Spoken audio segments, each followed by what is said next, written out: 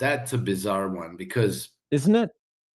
yeah, it's very bizarre because it's, you just got your backhand handed to you in Afghanistan by the Taliban. You Mhm. you spent 20 years trying to subdue them, and you couldn't, so you had to leave. And then they spent 10 years trying to subdue Ansar Allah in Yemen, and they Mhm. didn't. And now you're starting a war with, I mean, you're gonna try to orchestrate regime change in Venezuela. What's the strategic advantage? No, there's no strategic advantage. Venezuela has the world's largest Oil, oil reserves, right? and it's the, like it's the good, well, it's the heavy oil which is suitable for making diesel and stuff, for Right. industrial uses and Yep. and maritime fuel and jet fuel, which um, fracked oil isn't. Fracked oil is good for gasoline, and that's about Yep. it. Yep. And so, but it's, you always have the option of buying the oil from the Venezuelan. Yeah, That's right. always That's an what I was option, gonna and say. it's a much, much cheaper option. But the problem, it's it's the bankers. Yeah. Okay, it's always the bankers, because if you can regime change Venezuela, then you can, rather than their oil company PDVSA exploiting their oil resources, you can bring in ExxonMobil, you can bring in BP and Shell and all of these companies, right? And then who's going to fund the developments and the trade? It's going to be JP Morgan Yep. and Goldman Sachs and Citigroup Yep. and these types, and they're going to secure all those investments with the resource in the ground. So then on the basis of those resources, you issue loans to your clients, BP, Mhm. Shell, and all these people. And so now the Venezuelan resources have magically become assets on the balance sheet of New York banks Yep. and London banks, probably. Yep. And so what do we learn just today? That, what is her name? Gabriela, I think, Machado has Yeah. been nominated for Nobel Peace Prize. I don't know if people understand what a joke and what a spit in the face this is to all other um, recipients of Nobel Peace Prize, because That's why I'm laughing. It's a joke. because Go ahead. she is nothing but an ambitious, power-hungry politician. Yeah. That's all she is. She is eager to serve the Western Empire and the financial centers in New York and London. She has been begging the Israelis to intervene in Venezuela. She has been begging the Biden administration to regime change Venezuela. Uh, Basically, I see no substantive difference between her and, say, Volodymyr Zelensky, Mhm. or the other guy from 2019, Juan Juan Guaido, right? Right. Because remember, there was an attempted regime change in Venezuela in 2003. Right. It Right. failed. Then there was an attempted regime change in Venezuela in 2019. Yep. That one didn't go well either. And now it seems that they're trying to do it again.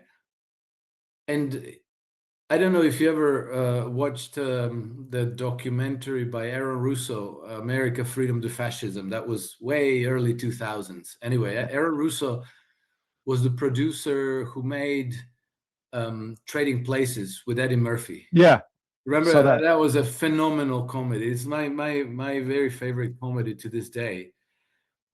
Um, Aaron Russo um, became friends with Neil Rockefeller, right? With one of Interesting. the scions of the Rockefeller family.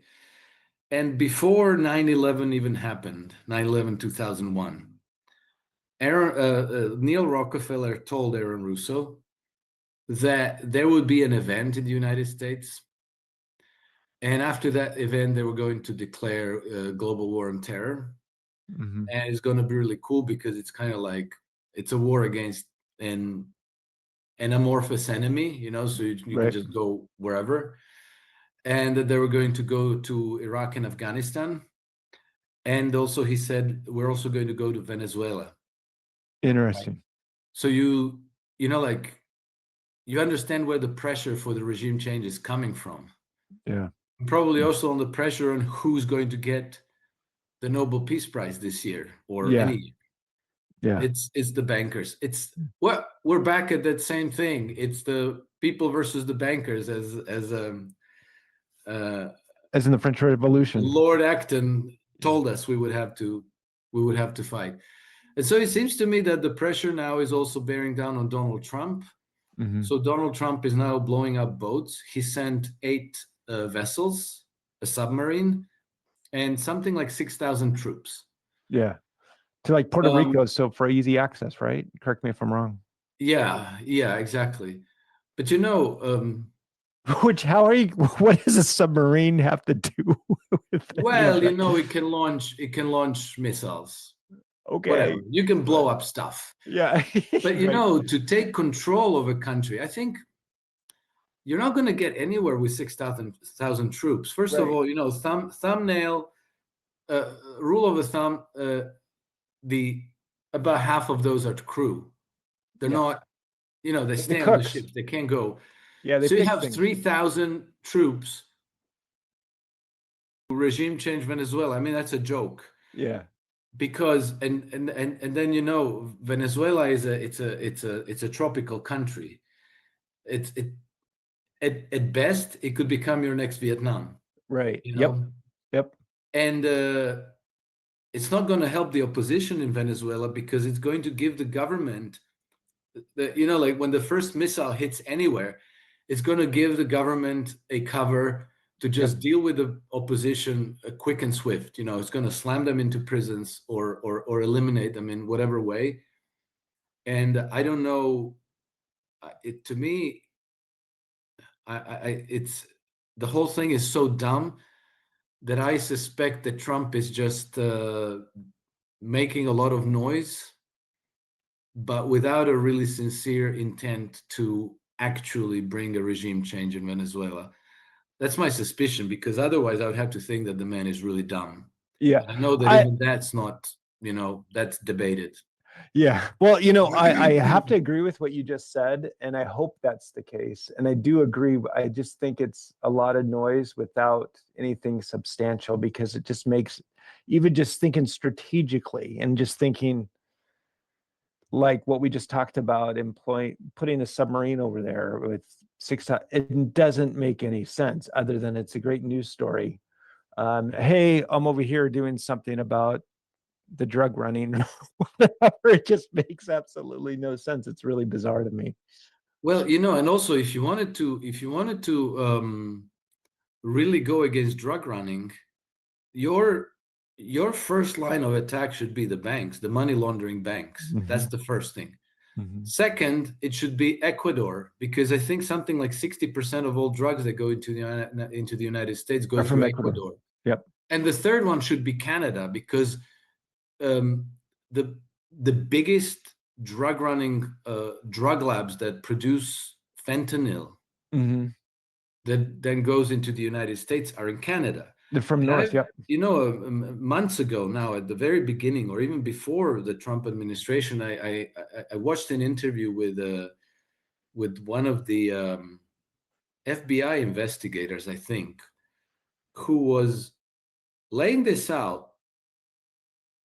Like, we just busted the biggest, like, industrial scale drug laboratory in I don't know, in Alberta or Saskatchewan, somewhere in Canada, and they did so in cooperation with Canadian police. So the Canadian police actually helped them. And then he explained the whole money laundering dimension. So that tells me that people in the administration actually understand the problem, which then means that this whole Venezuelan adventure makes a whole lot less sense.